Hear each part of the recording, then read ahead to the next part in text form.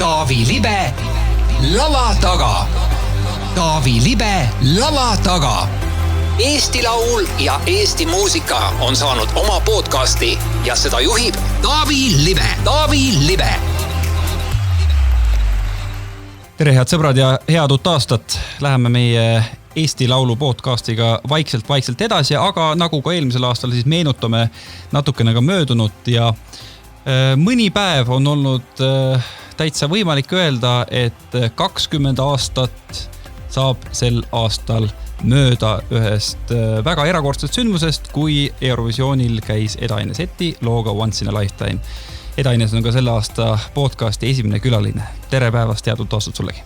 Tere, head uut aastat sulle ka ja kõikidele podcasti kuulajatele loomulikult ka kohe aasta alguses hea soovida sellist edukat tulevat aastat. Kui hästi see kõik sul meeles on? See on rohkem kui pool elu tagasi. Jah, ega peangi ütlema, et see mõte, mis sul tuli, et meenutada seda 20 aasta tagust aega, ega see esimese hetkena väga sellise kuidagi selge pildina minu ette ei löönud, et keeruline on sinna kaugesse aega minna, tuleb tunnistada. Aga kuna 20 aastat on tõesti möödas, siis võib-olla natukene peab pingutama ja üritama jälle meenutada seda asja. No, pingutama peab igal juhul. Ma olen ikkagi siin aastate jooksul natukene jälginud ka seda, mida arvavad rahvusvahelised Eurovisiooni fännid sellest, mis üldse Eestis tehakse seoses Eurovisiooniga ja Eesti Lauluga ja enne Eurolauluga ja tegelikult Once in a Lifetime on siiamaani paljude arvates kõige parem lugu, mis on käinud Eestit esindamas. No ma arvan, samamoodi arvatakse kõikide teiste laulude kohta, et eks ma arvan, neid arvamusi on alati seinas sein. Kas sulle praegusel hetkel meeldib see laul?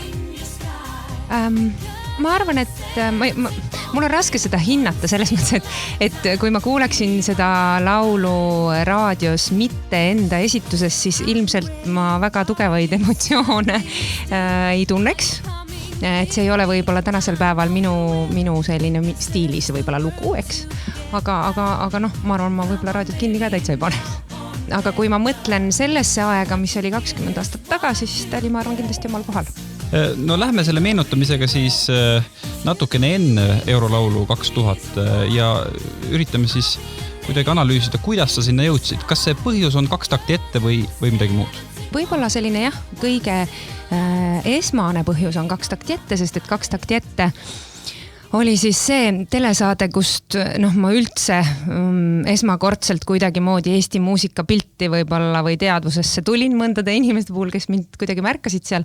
Maiken oli see, kes oli minuga samal aastal 2 takti ette võistluses. Ja tegelikult ma arvan võib-olla isegi paljuski Maikeni roll on väga suur, sest et see oli aasta 99, siis kui ma olin seal 2 takti ette ja 99 suvi oli see või kevad oli see, kui Maiken oli juba seal Tuugikstardi tallis mõned lood teinud ja suhtles seal Alar Kotkase ja teistega ja neil oli mõte tüdrukute bänd kokku panna ja neil ei olnud 3. liiget, Hedvig Hanson oli juba ka pundis. Ja siis Maiken käis välja sellise idee Alarile, et üks tüdruk on seal 2 takti ette konkursil, keda ta nägi, et päris lahe on, et võiks seda proovida, seda tüdrukut. Ja see olin siis mina. Nii et siis tuli mulle telefonikõne ja ma Tallinnasse Kotkase stuudiosse läksin ja nii sai see koostöö tegelikult alguse. Alguses siis oli meil selline Class Acti nimeline väike tüdrukute bänd.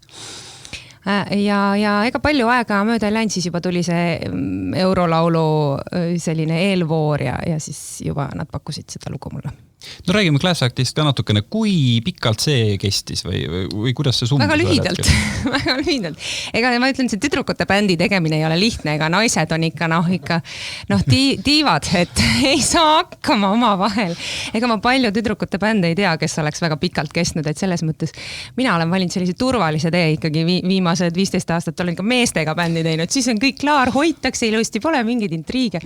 Aga see Class Act oli tõepoolest ainult selline minu arust ühe suve lõbu.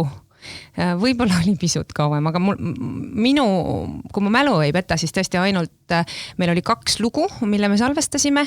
Me 99 suvel laulsime Tuugikstardi tuuril Backi ja esitasime seal ka oma need 2 lugu, mille me olime salvestanud ja ega siis juba tuligi sügis ja tulid juba need soololaulud ja jäi kuidagi see Class Act minu arust vaikselt niimoodi hääbus ära.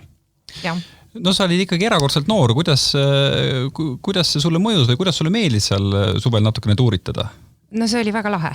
Et mulle väga meeldis ja eks mina vaatasin seal suurte silmadega seda kõike, kuidas staarid tegid ägedat asja ja Hedvig oli ju sellel ajal väga kõva tegija juba rääkimata Tuugistardist, et eks mina olin selline ahmisin seda kõike ja õppisin ja üritasin kuidagi kaasas püsida kogu selle värgiga, et minu jaoks oli see kindlasti siuke vägev suvi.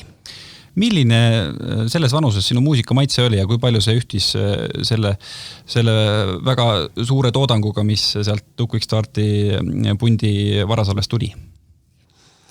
No ütleme nii, et minu muusika oli tegelikult, muusikamaitse oli suhteliselt teine, sest minu vend oli juba sellel ajal Claire's Birthdays ja tegi sellist indie-musa, ägedat nagu rock-indit on ju ja ma ise kuulasin ka tegelikult rohkem sellist muusikat, et minu mõjutused olid ikkagi kuskil mujal, aga kuna soov oli muusikat ikkagi teha, laulda, siis ja tegelikult Tuugistart oli Eesti mõistes ikkagi ka minu sellises teadmises sellel ajal ikkagi selline professionaalne ja kihvt bänd, et ma ei olnud mingi number 1 fänn kindlasti, aga ta oli professionaalne ja sellise hea mainega bänd, et selles mõttes oli minu jaoks see ikkagi väga, väga nagu põnev ja ma hea meelega seda koostööd tegin küll, jah. Läheme nüüd selle 2000. aasta Eurolaulu juurde ja kõigepealt räägime sellest teisest laulust, mida sa seal esitasid, Kuulatan sootamist. Mis lugu see oli ja kuidas see sinuni jõudis? Jaa, see oli Lauri Saatpalu kirjutatud laul, mille ta tegi koostöös Tiit Kikasega. Ja Tiit Kikas oli ka üks nendest muusikutest, kes minuga tegelikult ühendust võttis juba 2 takti ajal. Et temale ka kuidagi ma jäin kõrvu või silma ja minu arust see oligi 2 takti ajal, kui me juba salvestasime seda Kuulatan sootamist, midagi sellist. Et Tiit oli üks esimesi, kes kuidagi tal tekkis nagu mingi mõte, et võiks koostööd teha. Ja nii me selle loo salvestasime, jah. Et ma arvan, et Tiit oli enne isegi tegelikult Alar Kotkast, et kes ühendust minuga võttis, kui ma õigesti mäletan. Aga see lugu jah, väga suurt lendu ei saanud kuidagi tiibadesse, aga see oli selline jah, ühekordne üritus. Millal sinuni jõudis see info või millal sulle räägite, et nüüd võiks proovida Eurolaulul minna Tuugvistardi tiimi poolt? Ega see küpses hästi loomulikult, kuna ma olin juba terve suve nendega koostööd teinud. Me olime tegelikult ka paar soololaulu teinud, me tegime Illusion of Happiness minu arvates, kas ka sügise hakul või oli see juba suvel, siis meil oli üks naljakas Britney Spearsi koopia lugu One and Only, mis oli siuke üks ühele nagu järgi tehtud põhimõtteliselt sellest esimesest Britney Spearsi hitsist. Hit me baby one more time, et see oli selle järgi tehtud lugu. Et tegelikult meil ju olid juba need 2 lugu ka salvestatud ja siis kuidagi ühel hetkel olin seal stuudios, jälle mängisin pidevalt seal stuudios, kogu aeg mingi värk käis ja mis asus siis neil siiamaani, ma ei tea, enam vist mitte, ma ei teagi, kus nad oma asju teevad, aga Viimsis oli ta tollel ajal nende kodukeldris ja siis ühel hetkel nad lasid mulle seda lugu, et nad mõtlevad, et äkki võiks proovida sinna Eurovisiooni eelvoorule ja et ma võiks seda laulda. Ma olin alguses, mäletan, skeptiline, see oli ikka suht slaager nagu, sest et see Illusion of Happiness tundus mulle kuidagi nagu rohkem minulik ja nii, aga noh, samas ma tundsin, et see on ikkagi selline kaasahaarav lugu ja see võiks nagu äkki ikkagi toimida ja tegime ära. Ja kui siis selgus, et 10 finalisti hulgas on 2 sinu lugu, kuidas siis need erinevad tiimid selle vastu võtsid, Ines nagu peab hakkama jagama ennast? Ma ei mäleta seda väga, kuidas see jagamine oli. Ma võidin seal riideid vahetama, ma mäletan, need olid ju erinevad laulud, natuke erineva tundega, täiesti erineva tundega. Aga kuidagi vist see fookus oli rohkem selle Once in a Lifetime'i peal, mulle tundub küll. Noh, mis on küll natukene võib-olla selline ebaõiglane, aga vist see sisetunne oli rohkem, et võib-olla see on tugevam lugu. No juba kas või seetõttu oli fookus natuke sellele, et see oli esinemisjärjekorras hiljem, ehk siis nii-öelda need riided jäid sulle selga. Võis küll olla. Õnneks. Lõpptulemuse seisukohalt õnneks. Jah, just. Millal sul oli tunne, et kuule sellega võiks ikka täitsa Eurovisioonile ka jõuda? Oli see enne Eurolaulu ka juba?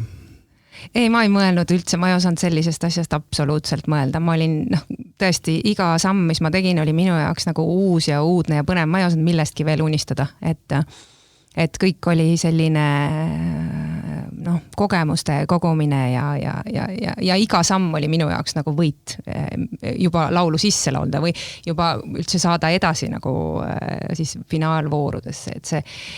Ma ei osanud küll mõelda, et ma võiks sinna Stockholmisse minna kindlasti mitte, seda ma ei mõelnud, jah. Mida sa mäletad selle lavanumbri stilistika paikapanemisest? No Jaana Allas sai ennast välja elada mõnusasti. Ma mäletan, et roheline värv oli hull teema sellel hetkel aastal siis 2000, eks ole, alguses ja me käisime proovides, kusagil oli mingi õmbleja, ma mäletan seda kuskil Mustamäel ja siis me proovisime neid pükse, et oleks õige see alt laienev nagu selline see vorm, et see ilusti nagu kukuks sinna kingade peale ja sellega oli tükk tegemist, ma mäletan, meil oli 2 püksid, mis me lõpuks tegime, mille vahel me siis seal pendeldasime, et ei olnud ainult üks püksipaar, vaid 2 tükki lausa. Mille poolest see teine erines siis? Ma ei mäleta, seal oli mingi ülemise piha küsimus, mis oli natuke erinev. Ja kaabu lasti teha spetsiaalselt kuskil, ma ei mäleta, Jaanal oli sellel hetkel oli nii kaabude selline hullus peal, ta ise kandis hästi palju kaabusid, tal oli veel erinevaid värve minu arust neid kaabusid. Ja tal oli oma kübarsepp ilmselt, kes siis neid valmistas ja seal ta lasi ka selle rohelise kaabu siis lõpuks teha. Ja nii see kokku sai. Kas sa tead, kus kohas selle kostüümi erinevad elemendid praegu on? Jaana käes minu teada. Sinule ei jäänud midagi, isegi mitte kaabut? Ei ole mitte midagi, mul tõesti kahjuks ei ole. Aga ma tean, et see kaabu oli vahepeal, mis muuseum see nüüd on, kes tegi ka mingi teatud näitus, muusikamuuseum, mingi levimuusika, jah. Et ma nägin kuskil saates igatahes, et see kaabu liikus seal ringi, nii et Jaana on selle andnud edasi oma kappidest. No nagu sa ütlesid, tõesti, eks see toonaste trendide järgi kokku pandi, aga kuidas sa tundsid ennast? Oli sul selle stilistikaga mugav või mõtlesid seda järel peale üldse? Ega ma ei oska öelda, eks paljud asjad olid minu jaoks võib-olla uued ja mitte kõige mugavamad, mis iganes sellised juhtumised ja tegemised ja inimesed minu ümber ja ega seda kõike oli päris palju. Et võib-olla tõesti see kostüüm oli kõige väiksem selline mure kogu selle pulli juures. Et ei, ma arvan, ma olin suht rahul, et ma ei osanud nagu midagi paremat tahta või teistmoodi mõelda. Nii on su vastuses kohe kinni haarata, et mis siis suuremad mured olid sinu enda jaoks toona? Selles mõttes, ega ma ei oska öelda, et ega esialgu seal ei olnud väga palju mures, et kui tuli see nagu Eesti Eurovisiooni eelvoru võit, siis oli lihtsalt, eks ole, vägev ja see emotsioon oli suur, et võib-olla neid selliseid muresid tuli isegi võib-olla natuke hiljem, siis kui juba sai seal Stockholmis ära käidud. Kui palju sa mäletad sellest, milline oli selleks suureks Eurovisiooniks valmistumine või mis teiega tehti? Toona ju tehti veel ikkagi väga äge video sellele kõigele ja ja meil oli tõesti see video salvestamine oli vägev, hästi külm oli, me olime kusagil mingisuguses tehasehoones, see oli põhivärk, et sa pead ikkagi, kui sa hakkad videot tegema, siis lähed mingisse külma tehasehoones, et see on nagu mingi alternatiivide peale ei tulda, see on ikka nagu see kõige ägedam asi. Aga jaa, see oli üks vägev värk, see oli pikalt salvestasime seal, ma ei tea, kas mitu päeva oli see lausa või. Me tegime päris palju proove päkilauljatega, sest et neid oli ju terve trobikond. 5 tükki. 5 tükki, siis me saime jällegi seal Alar Kotkase stuudios kokku tema kodukeldris ja võtsime ka mikrofonid kätte ja muudkui harjutasime, et need hääled kõlama saaks. Nii et see oli ka väga suur selline ettevalmistusasi, aga ega ma rohkem ei mäleta, et oleks mingit metsikut ettevalmistust olnud ausalt öeldes. Kui palju toona oli juba seda, mida viimastel aastatel on proovitud, et kuidagi seda lugu hästi aktiivselt ka Euroopas tutvustada ja kui vähegi võimalik, siis artistiga ringi sõidutada? Käisid sa kuskil enne Eurovisiooni? Ma ei mäleta, et ma enne oleks käinud kuidagi ei löö sellist pilti ette, et enne Eurovisiooni oleks olnud mingit väga suurt reisimist. Et pärast Stockholmis käimist oli küll, aga vot jah, ma nüüd nende ajastustega võin nagu eksida, et võib-olla Rootsis käimine oli, aga ma ei suuda praegu nagu täpselt meenutada neid järjekordi. Et jah, pärast Stockholmis käiku siis oli küll erinevates Euroopa mingites telesõudes esinemist ja selliseid käimisi. Jällegi kontrollisin üle ajaloolise huvi täpsuse eest, et kuidas siis toona hinnata seda lugu. See oli ikkagi favoriit, see ei tundu nagu tagantjärele, et see oli favoriit, vaid toona ka ikkagi kirjutati, et see lugu on üks Eurovisiooni favoriit. Kui palju sa tundsid seda pinget enda õlgadel? Ja, eks sellest ikka nagu päris kõvasti meedias, vaata kirjutati meediale, hästi meeldib, kui keegi kuskil ennustab midagi hästi kõrget kohta, et siis keerutatakse seda vinti kindlasti üles. Ma arvan, ma üritasin mitte lasta ennast kuidagi mõjutada sellest. Samas tundus, et Juugikstardi tiim oli sellest päris meelitatud ja nad ikka lootsid päris korralikult. Mina ei osanud niimoodi unistada, et see tundus lihtsalt liiga utoopiline minu jaoks sellel hetkel. Et ma mõtlesin, et saaks selle asja kuidagi kenasti ära esitatud, et see oli minu peamine mure. Mida sa Stockholmis viibimisest mäletad? Ma mäletan, et see oli küll ulmeintensiivne, sest et see oli metsik intervjuude hulk, mis tuli anda kogu aeg ja et kuidagi oleks tahtnud natuke rohkem võib-olla rahulikumalt võtta. Et niikuinii need lavaproovid ja värgid ka, et sa pead nagu ikkagi vormis olema, hästi laulma, et mäletan, et see oli hästi nagu selline segane kõik. Jube palju oli mingit möllu ümber ringi ja hästi palju suhtlemist ja käimist igal pool, et see nädal aega, mis meie seal olime, siis see oli hästi täispikitud erinevate selliste kohustustega. No te olete kõik noored, said oma poissõbraga seal, et saite piduga panna ikka või? No ei mäletagi, et oleks saanud. Ma muidugi sellel ajal ei olnud ka suurem asi peopanija, et ma kuidagi peo panemine ei olnud jah minu sellistes oskustes veel sellel ajal väga tugevalt. Kuigi tuleb tunnistada, ma olen seda ka oma sõpradele öelnud, see oli naljakas, et ma olin üldse esimest korda nagu päriselt reaalselt purjus, siis kui ma Eesti selle eelvooru võitsin, sest et lihtsalt kõik tulid mulle nende joogiklaasidega, et ma olin sattunud täiskasvanute maailma kuskilt Väike-Maarjast, kõik nagu ainult palju õnne ja siis ma olin nagu lõpuks see ei olnud hea õhtu minu jaoks lõppkokkuvõttes. Et ütleme nii, et alkoholiga jah, mul väga häid selliseid tutuseid ei olnud sellel ajal veel.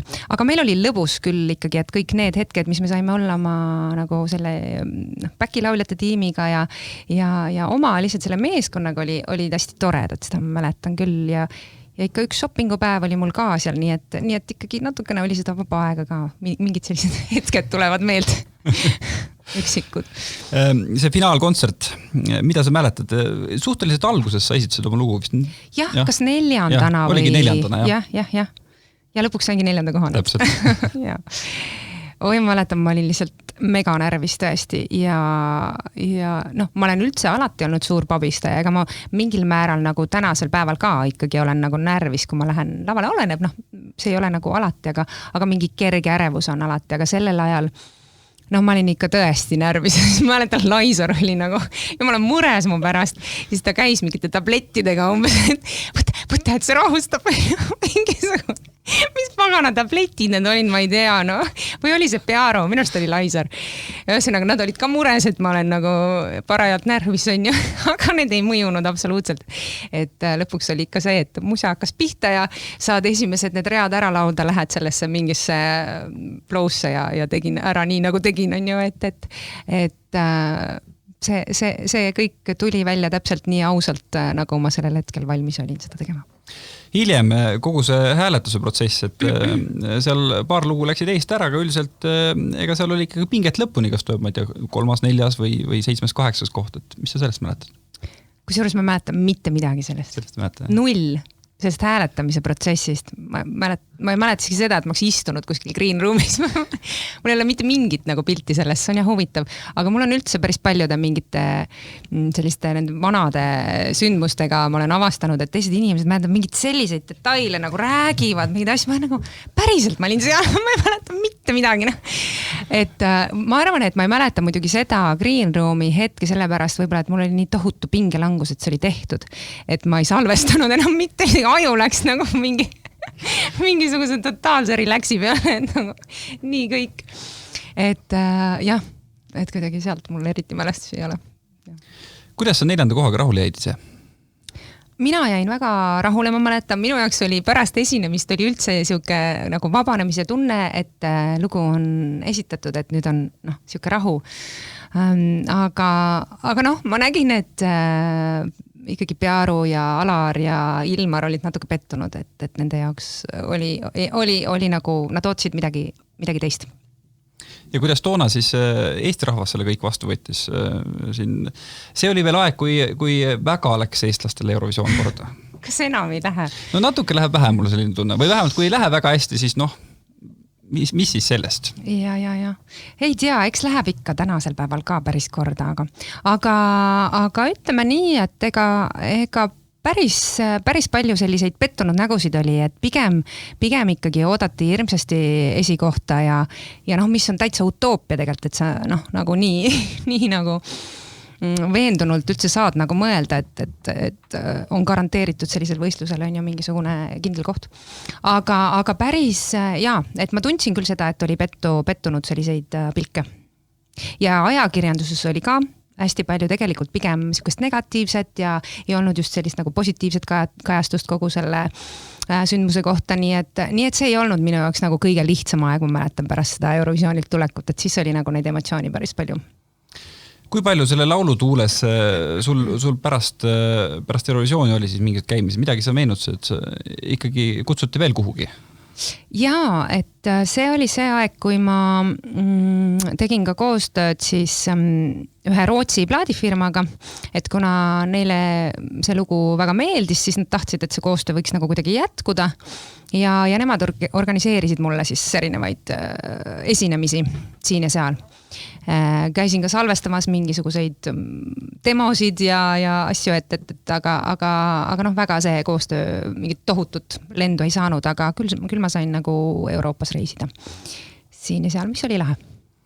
Räägi natuke sellest ka, et kuidas siis see periood sinu elust läbi sai või mis selleni viis, et see läbi sai ja et sa hakkasid vaikselt jõudma selle muusikani, mida sa tegelikult teed siiamaani ja mille järgi me seda Inest tunneme? Issand, ma ei tea, eks need asjad elus kuidagi alati lähevad niimoodi oma loomulikul viisil. Iseenesest kui vahetult see Eurovisioon ära oli, siis võib-olla siuke paar kuud oli selline natukene niuke shaky, et kuidagi kõik, et jagu saada nendest emotsioonidest ja kõigest, mis oli, on ju. Aga tegelikult me ju andsime veel Two Kickstarti tiimiga välja minu esimese albumi, mis oli tegelikult väga hea album selle aja kontekstis, et nad nägid metsikult selle kõigega vaeva, kirjutasid vägevaid lugusid tegelikult ja see plaat selles mõttes täitsa enam-vähem kannatab peale panna tänasel päeval ka. Ja see oli väga kihvt aeg, meil oli toredaid esinemisi ja ma sain nii-öelda teada, mida tähendab tegelikult siuke plaadi salvestamise protsess. Et selles mõttes tuli kohe selline hästi nagu positiivne aasta aega umbes, ma ei tea, kui kiiresti me selle plaadi valmis saime. Aga pärast seda albumi tegemist kuidagi, ma ei tea, vaikselt üksikuid lugusid me vist tegime seal veel, aga järjest vähem kuidagi nende poolt ka oli sellist initsiatiivi, et mingit uut laulu teha, et see asi vaikselt niimoodi kuidagi hajus, nagu see ikka kipub olema erinevate koostööprojektidega, et alati ei pruugi see nagu pikalt kesta, eks. Ja seda enam, et ma ise väga palju sinna ei panustanud, aga minu enda sees vaikselt juba kasvas selline tunne, et ma võiks võib-olla ise ka midagi kirjutada ja natukene võib-olla teistsugust muusikat teha, et siis ühel hetkel oligi lihtsalt kuidagi suhteliselt vaikne periood, ma tegin teles hoopis tööd, Guinessi rekordid ja mis meil seal olid. Alustasin nagu seda liini. ja siis järgmisel hetkel ma mäletan, et kuidagi tuli juba valmis ja Saller, kes koputasid õlale ja mõtlesid seal mingeid mõtteid. Ja sellega oli see trioliin nagu ära lõigatud, sealt edasi sul mingisugust koostööd? Ja ma mäletan, et see oligi suhteliselt konkreetne, et ma veel vist helistasin, ma arvan Kotkasele, et veel küsisin, et kas on mingeid mõtteid, et mul on siin nagu edasiliikumise võimalused ja kuidagi nii see läks, et nad ka otseselt ei näinud mingisugust pointi mind kuidagi kinni hoida või midagi sellist, et oli aeg edasi liikuda. No ühe paralleeli võib siin leida, et kui sa läksid siis järgmisel korrali Eurolaulule minu meelest ilmselt ühe kõige ilusama eestikeelse palaga, mis üldse kunagi on kirjutatud, siis nad tegid sulle ära. Kahjuks. Jaa, just. Ja jumala halva lauluga, vabandust. Seda ei tea mitte keegi seda laulu, see oli nagu once in a lifetime lihtsalt, ma ei tea, mingi 6 aastat hiljem või midagi sellist, aga halvem versioon. Et vabandust, et ma olen nii karm muidugi, ei tohi nii öelda. Aga sellised need valikud on ju, et ega kunagi mingeid garantiisi mitte ühegi lauluga vaata ei ole ja see, et iseendale üldse nii positiivse vastuga ja sai sellelt võistluselt, see oli nagu nii tegelikult jällegi ju ootamatu, ega mitte kunagi ei oska nagu seda ise ennustada või mina olen veel eriti ulmekriitiline kõige suhtes, mida ma nagu teen ja alati ma olen ainult vigu. Ehk et kõik siuke, kui see kuidagi lõpuks midagi positiivset tuleb, siis on nagu nii kuidagi üllatav ja äge. Et iseendal on jah tõesti siuke lugu ju, mida ma esitan tänasel päeval ka kõikidel oma kontserditel ja et ta kannab veel praegu ka varsti 15 aastat tagasi on ja tehtud lugu. Et selles mõttes lahe ja see oli ka minu enda kirjutatud lugu, mis kuidagi veel ekstra, mille tõttu veel ekstra ma tundsin kuidagi häid emotsioone. Aga see Once in a Lifetime, kas sa seda ka veel esitad või mis kontekstis või millal viimati? Ei esita küll, sest ta ei klapi meie kontsertkavasse tänasel päeval. Esiteks ma ingliskeelset muusikat ei esita üldse. Et meie kava on ikka puhtalt ainult eesti keeles, et see kuidagi kontseptuaalselt ei klapi, et see teed äkki ingliskeelse loo vahele, et see kuidagi ei moodusta tervikut minu jaoks. Ja no teine asi on see, et stiililiselt on ju ka hoopis midagi muud.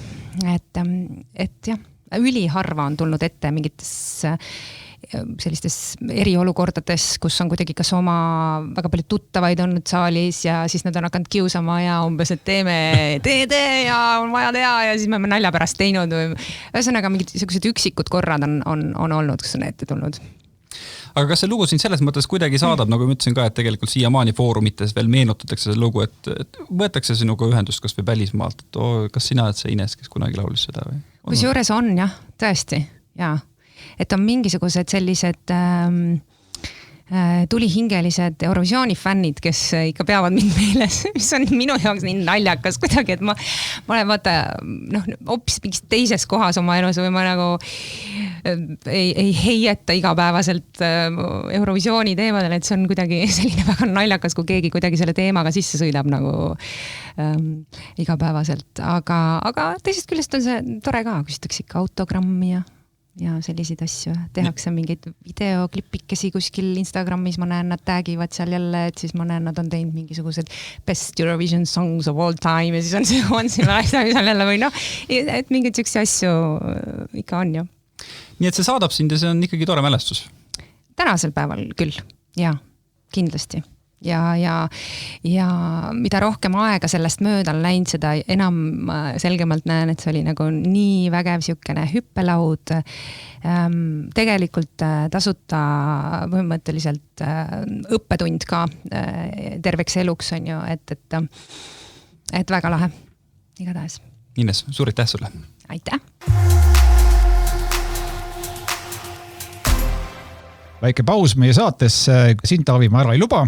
Käes on nimelt aastaaeg, kui õues sajab lakkamatult mingit ollust ja seda ilmselt mitu kuud järjest ja lörts on vist kõige täpsem nimetus sellele. Mida sina näiteks kuulaksid, kui õues sajab lörtsi? On sul mõni selline lörtsi vastane muusikapala? No lörtsi vastane muusikapala, see tähendab, et talv peab ikkagi käes olema.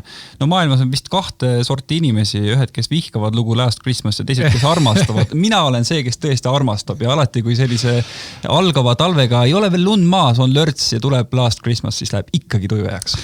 ma leidsin sulle väga laheda uue tehnilise abivahendi. Nimelt kaasas kantava JBL-i minikõlari ja see on lörtsi kindel. See on selline tillukene, see käib karabiiniga näiteks sulle jope või selja koti külge ja palun väga, siis võid jalutada lörtsi seest palju tahad, paned Last Christmas'i mängima ja kõik... Pooled inimesed on vihased, aga pooled on rõõmsad. Ja kõik eemalt vaatavad, et sealt tuleb Taavi Libe, kes ei pelga lörtsi ja kellele talv meeldib. Ja niimoodi võid ringi jalutada 10 tundi, nii et kõik kuulavad, sest aku täpselt nii kaua kestab, sobib. Väga hästi sobib, 10 tundi Last Christmas'i minu poolt kõigile. Ja sellist imevidinat saab osta mysoundtogo.ee veebipoest. See on Eesti esimene kõrvaklappidele ja kõlaritele spetsialiseerunud e-pood. Ainuüksi pritsme või siis veekindlaid kõlareid leiab sealt 19 ja samasuguste omadustega kõrvaklappe tervelt 25. Nii et mysoundtogo.ee on aadress ja uudisena pakub see e-pood Tallinnas ka sama päeva transporti koostöös City Kuller teenusega. mysound2go.ee on aadress.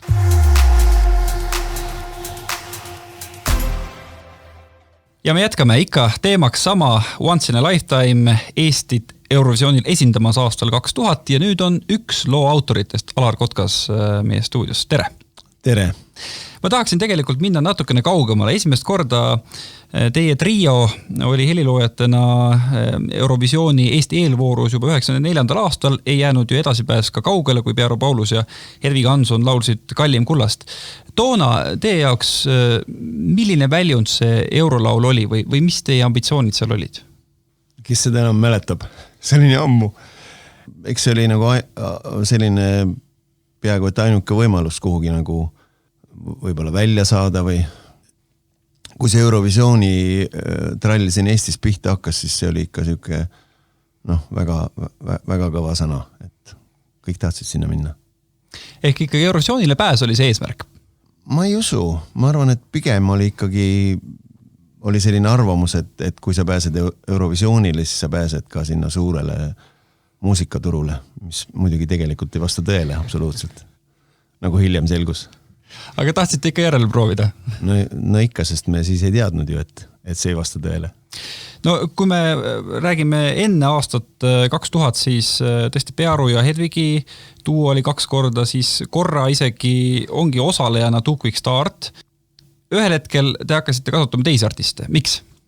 No tegelikult on ju nii, et me olime ennast siin Eestis nagu Tukvik Stardiga nagu tõestanud, meil oli siin selge oma nišš ja on siiani ja kuidagi nagu tundus, et oleks vaja kedagi nagu sellist noort ja uut ja huvitavat lükata nagu sinna püünele. Kuidas te leidsite Inese? Ines soovitas meile minu meelest Maiken, kes oli siis temaga koos vist 2 takti ettevõistlusel ja ütles, et seal on selline väga lahe ja ilus ja andekas tüdruk. No tegelikult Ines ka rääkis sellest, et enne veel, kui tuli see Eurolaulu aasta, Eurovisiooni aasta, siis oli ka selline bänd nagu Class Act, eks? Tegelikult oli niimoodi, et me olime Inesega salvestanud enne seda Once in a Lifetime juba 2 lugu. Üks neist oli One and Only ja teine oli Illusion of Happiness. Mõlemad sellised mid-tempo, sellised natukene Britney Spearsi tüüpi laulud. Tegelikult oligi selline huvitav seik seal, et tuntud Eesti muusikaärimees Peeter Kaljuste tuli sellise ideega meie juurde, et temal mingid Hollandi partnerid tahavad, et keegi teeks Eestis täpselt Britney Spearsi Baby One More Time tüüpi loo. Ja siis me tegimegi. Ja siis meil oli veel ikka siuke korralik kanakitkuda pärast seda, kui me Once in a Lifetime'iga juba Eesti voorus võitsime, siis need Hollandi sõbrad arvasid, et selle tracki õigused kuuluvad neile. Ja nad saatsid meile isegi siit mingi kohaliku siis advokaadi kraesse.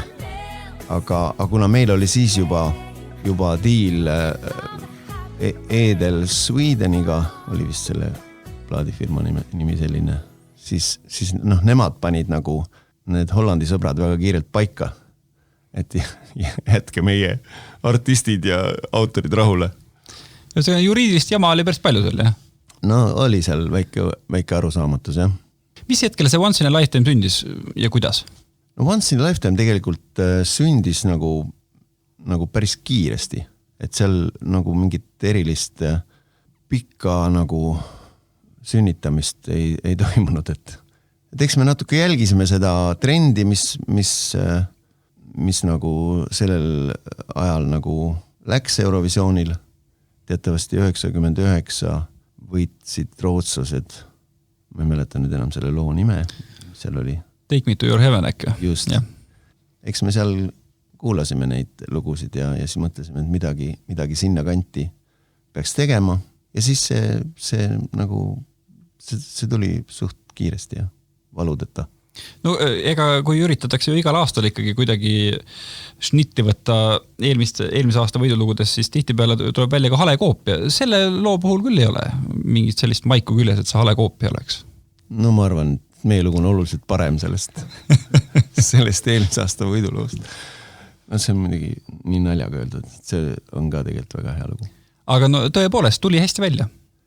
Tuli küll, jah, peab tunnistama, et noh, tuli kiiresti ja tuli hästi välja. Ma ei tea, miks. Kui kindlad te ise olite, et selle looga nüüd õnnestub lõpuni välja minna, ehk siis Eurovisioonile? Me olime kindlad, et see on hea laul, aga meile hakati ütlema, et see on ikka nagu väga hea laul ja noh, siis loomulikult, kui sulle ikka öeldakse seda 100 korda, et siis sa hakkad ise ka tundma, et äkki ongi. Nagu sa ütlesid, siis ega Ines oli ju väga noor. Kui kindlad te olite, et Ines selle loo välja kannab? Tegelikult oli seal ju nii, et ega Inesele see laul väga ei meeldinud ju. Tegelikult olekski olnud ideaalne, kui selle laul oleks esitanud keegi, kellele see laul oleks väga meeldinud. Ines nagu võibolla, noh, seda ta peab kindlasti tema enda käest küsima, aga minu meelest ta põdes selle loo nagu, et ta peab sellist lugu esitama, see oli nagu tema jaoks nagu liiga võibolla estraad ja liiga siuke pop ja ta oli ikkagi noor ja noh, ilmselt tahtis laulda mingit teistsugust muusikat. Et ja noh, see oli võibolla see väike probleem selle asja juures. Ja noh, võibolla ka see, et võibolla sellel laulul oleks olnud vaja sellist paremat liikujat laval ja nii edasi. Aga kui me korra naaseme veel selle loo valmisprotsessi juurde, kas siis te ka kaalusite kedagi teist või kuna see Britney Spearsi projekt oli nagu käimas juba, siis ega seal ei olnud midagi teha? Ega me vist ei kaalunud jah, et meil, noh, ega see ei olnud mingi Britney Spearsi projekt, aga et see esimene lugu sai tõesti nagu tellimuse peale tehtud, see nii ta oli, aga ega me ei kaalunud seal muid variante jah, sest et meil tundus, et Ines on see hetke meie nii-öelda artist, kes peaks nagu seda laulu laulma ja ma ei mäleta, kas siis vist äkki ei olnud välismaa lauljad lubatud ka või? Siis vist ei olnud, jah. Et siis nagu seda ideed, et kuskilt mujalt laulja võtta ka ja nagu ei saanud tulla. Kuidas te siis Ines treenisite? Nagu siis aga ütlesid, ega ta kõige orgaanilisem liikuja ei ole kunagi olnud? Ma seda liikumise mingit treenimist väga ei mäleta, et meil vist oli isegi inimene, kes nagu päkilauljatele, minu meelest Kati Lindal pani päkilauljatele nagu liikumise ja vist siis ilmselt Inesele ka. Või siis ma arvan, et Ines nagu vist kohe keeldus igasugust mingit nii-öelda paika pandud liikumisest. Eks me treenisime ikka seda laulu nagu hästi palju, et jah, nendest liikumise trennidest ma ei mäleta eriti midagi. Päkilauljad mäletavad. Aga laulmistrenn oli ikka päris kõva, et siin nii Ines kui taustalauljad on meenutanud, et olid seal stuudios ja ikkagi drill käis. Polnud valikut, sest et laul võib ju olla lihtne, aga ta oli ikkagi lauljale nagu nõudlik, et tuli treenida, et välja tuleks. No tegelikult ega toona ju paar korda läks Eestil Eurovisioonil esinemine seetõttu ka veidi untsu, et oli selline tunne, et kui sa oled juba Eestis ära võitnud, siis sama asjaga võib kohe edasi minna. Kuidas teil oli see teadme, et ega Eurolaulu võit on käes, aga nüüd tuleb veel edasi kõvasti tööd teha, enne kui suurele lavale minna? No minu jaoks ütleme, et okei, ma 98 olin ka Koit Toome Merelaste üks produtsentidest, aga ikkagi oma lauluga oli see nagu esimene osalemine ja siis ma pean tunnistama, et kui me võitsime Eestis, ma hakkasin seda nii-öelda stuudiovarianti ehk siis seda fonogrammi nagu hirmsasti ümber tegema. Ütleme, et siis see aeg, mis ma selle peale kulutasin ja see siis, kui palju ta paremaks läks, noh, need ei olnud väga võrdelised oma vahel, et võib-olla oleks pidanud rohkem mõtlema ja tegelema sellega, et mismoodi see asi nagu laval välja näeb. Miks sa seda fonogrammi hakkasid muutma? Mis sulle ei meeldinud? Nagu ikka, pisiasjad, No ega ei mäletagi, seal natuke introt sai muudetud ja ega seal midagi nagu nüüd, ma arvan, et asjasse mitte pühendunud inimesigi ei pane tähele, et seal midagi muutunud on. Meenuta seda ka, kuidas siis selle Rootsi peas koha peal olite, millised olid need proovid ja kõik see, kas see nagu sujus hästi või? Ei, neil proovidel nüüd küll seal võib-olla midagi häda ei olnud, aga fakt oli see, et kui esimese proovini kõik ütlesid, et me oleme võitjad, siis pärast esimest proovi kõik ütlesid Taani onudele, et nemad on võitjad. Kas see tähendab, et Taani oli nii hea või meie olime laval kohe nõrgemad? No võt, ma ei oska öelda seda, et ma arvan, et need Taani taadid, praegu on mul seda muidugi keeruline öelda, aga nad olid head, nad ikka võtsid selle publiku kohe enda kätte ja seal ei olnud nagu midagi teha. Aga seal oli teisigi selliseid, kas või see Läti poiss. Renars Kaupers. Just, et tema oli ka ikkagi laval väga selline karismaatiline ja äge. Kuigi see, kuidas ta laulis, see mulle ei meeldinud ja see laul mulle ka väga nagu ei peale ei läinud. Aga nagu sa ütled, et tegelikult esimese proovi järel juba hakkasid seal jõujooned paika loksuma ja oli näha, et Eesti ei ole nii suur favoriit. Kas seal kuidagi te siis tegelesite veel Inesega, et saaks seda esitust nagu paremaks ja ta ei oleks pinges ja rabe või mida sa selle kohta mäletad? Eks seal käis kogu aeg mingi, ütleme, et ma olen sellel suurel Eurovisioonil nagu 3 korda käinud oma lauluga ja seal on iga kord käib üks kamma ja hommikust õhtuni.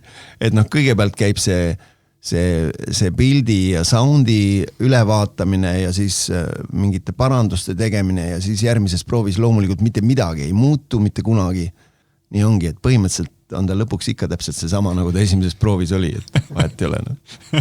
Kui ma ka lugesin tagantjärele mingisugused artikleid, siis hästi palju ikkagi seal keskenduti ka sellele, et ikkagi seal Ines oli oma toonase poissõbra Tanel Padariga, kõik sellega, et kuidas see tiim nagu seal tepsis kokku ja selline keemia oli hea või?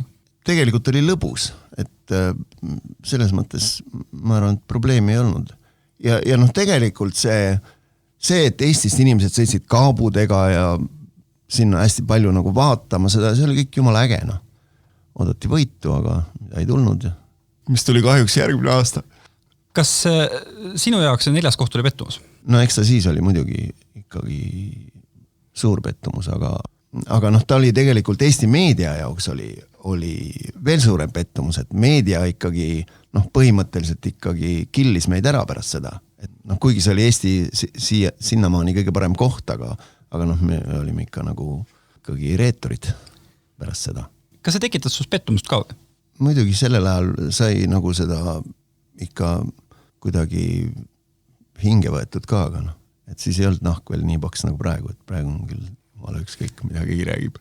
Kuidas see sinu hinnangul ülejäänud tiimile mõjus see negatiivne kriitika ja kas või see, et lõpptulemus oli see, mida ehk paljud ei oodanud? Olite kurvad ka pärast seda hääletustulemust nagu kollektiivselt või kõik elasid nagu enda sees seda? Ma mäletan, et Aftekas oli jumala lõbus ja ma ei usu, et me nii väga kurvad olime. Äge oli ikka ju. Sõitsime rohelise autoga ringi, once in a lifetime kirjad olid peal. Küll äge. Kuidas see laul hiljem edasi elas? Kas saabus siis see, et välismaa hakkas teie vastu huvi tundma? Selles mõttes, et me kohe tegime selle loo nii-öelda plaadidiili ja kirjastusdiili selle Rootsi Edeliga. See tegelikult toimus juba enne seda finaali. Aga ega seal midagi nagu eriti juhtunud, et video tehti sellest loost seal Rootsis Inesega, siuke low budget ja mitte väga äge, millest oli juba aru saada, et see panustamine ei saa olema väga suur. Siis Ines käis vist laulis mingid demod seal Rootsis peale, et nagu mingi albumi diil oli ikka õhus, aga sellest nagu ikkagi loobuti ja Venemaalt oli mingi väike huvi, aga Ines oli ise nagu selle vastu kõvasti ja sellest nagu ei tulnud midagi. Et ega ei juhtunud suurt midagi. Siis te tegite veel Inesele sooloplaadi ja siis see asi vaibus ära vaikselt, jah?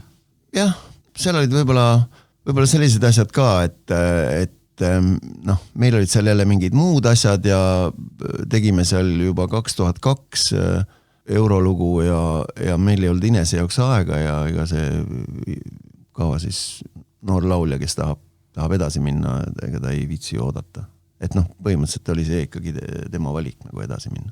Ja ei saa ju kätt ette panna. Kui sealt korra edasi vaadata veel selle 2002. aasta peale, kui Eurovisioon toimus Eestis ja koht oli parem, Salinil 3. koht, et kui te selleks kõigeks valmistusite, siis mis olid need õppetunnid, Inesega saadud õppetunnid, mida te siis oskasite nagu ära kasutada, et neid vigu enam ei teinud?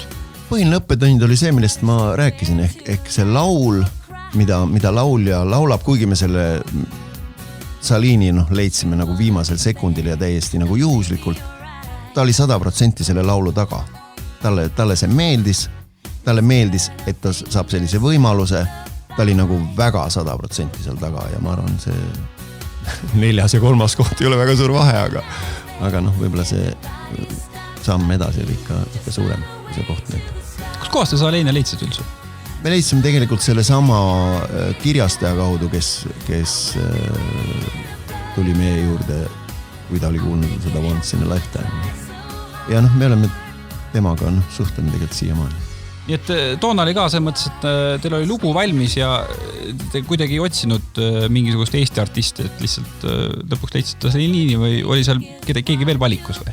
Ei, seal meil oli, kõigepealt Ines laulis demo peale, aga see oli kohe selge, et ta ei hakka seda tegema. Ja siis me proovisime näiteks Koit Toomet. Koit Toome käis laulmas demo. Ja Koit oleks meile sobinud, et ta ise loobus. Oleks Koit Toome laulnud Runawayd Tallinnas? Ja põhimõtteliselt küll, jah. Aga Salini me saime nii viimasel sekundil ja see oli ikkagi jackpot.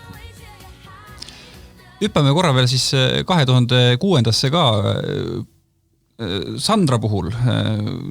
Kuidas sa sellele tagasi vaatad? See on siis sellest 3 kõige nutusem, kui me lõppkohta vaatame. Seal oli minust tegelikult, ütleme nii, et ütleme see lugu, võib-olla on ka nendest 3 kõige nõrgem. Samas ega tal nüüd midagi viga ei ole, aga ma arvan, et seal oli konflikt oli selle nagu produktsiooni ja lavapildi vahel. Eks see produktsioon oli selline raadio pop-rock, aga lavapilt millegi pärast tahtis olla mingisugune pooleldi tantsuakt.